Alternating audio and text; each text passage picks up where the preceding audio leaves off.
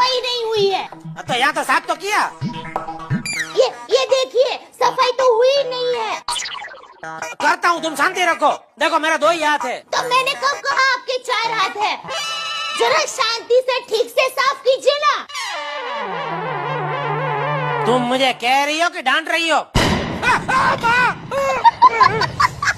अभी दिवाली आई नहीं कि ये लोग लगे बॉम्ब फोड़ने। जी तो करते हैं दिवाली के दिनों में किसी हिल स्टेशन भाग जाऊं।